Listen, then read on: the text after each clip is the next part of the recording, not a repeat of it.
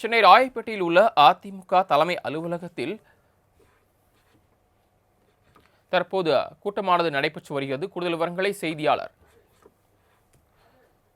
ராஜேஷ் வழங்க கேட்கலாம். ராஜேஷ், விவரங்கள் என்ன பதிவு பண்ணலாம்?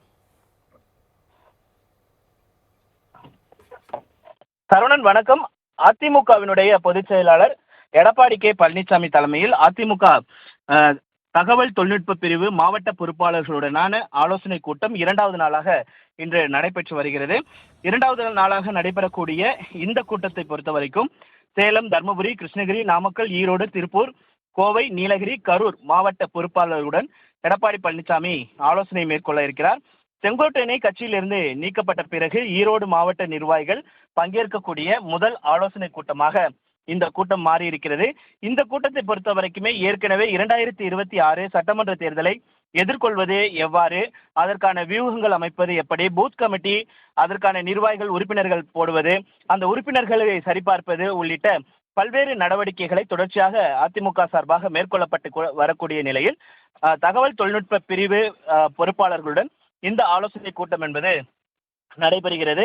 இந்த ஆலோசனை கூட்டத்தை பொறுத்த வரைக்குமே 2026 சட்டமன்ற தேர்தலை எதிர்கொள்வது குறித்து முக்கிய ஆலோசனையாக பார்க்கப்படுகிறது.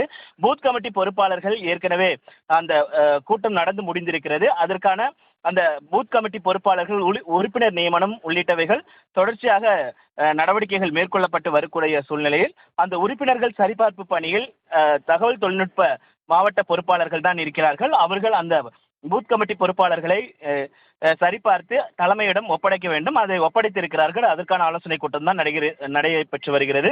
அதே நேரத்தில் திண்ணை பிரச்சாரம் உள்ளிட்ட பல்வேறு வியூகங்களை தொடர்ச்சியாக சமூக வலைதளங்கள் வாயிலாக, ஏனென்றால் இளைய தலைமுறையினரிடம் கொண்டு சேர்க்க வேண்டிய ஒரு சூழல் என்பது இருக்கிறது. இளைய தலைமுறையை தான் அடுத்த கட்ட யார் ஆட்சி அமைக்கப் போகிறார்கள் என்ற அந்த டிசைடிங் அத்தாரிட்டியாக அவர்கள் இருப்பதால் அது சமூக வலைதளங்கள் அதில் மிகப்பெரிய ஒரு பங்கை ஆற்றுகிறது. அதனால் 2026 தேர்தல் நமக்கு மிகவும் சவாலான ஒரு தேர்தலாக இருக்கும். அந்த சவாலான பணிகளை எதிர்கொள்வதற்கு சமூக வலைதளங்கள் வாயிலாக திமுக அரசினுடைய தோல்விகளை மக்களிடம் கொண்டு போய் சேர்க்கக்கூடிய பணிகளை மேற்கொள்ள வேண்டும் என்று எடப்பாடி பழனிசாமி நேற்றைய தினத்தில் அறிவுறுத்தியிருந்தார்.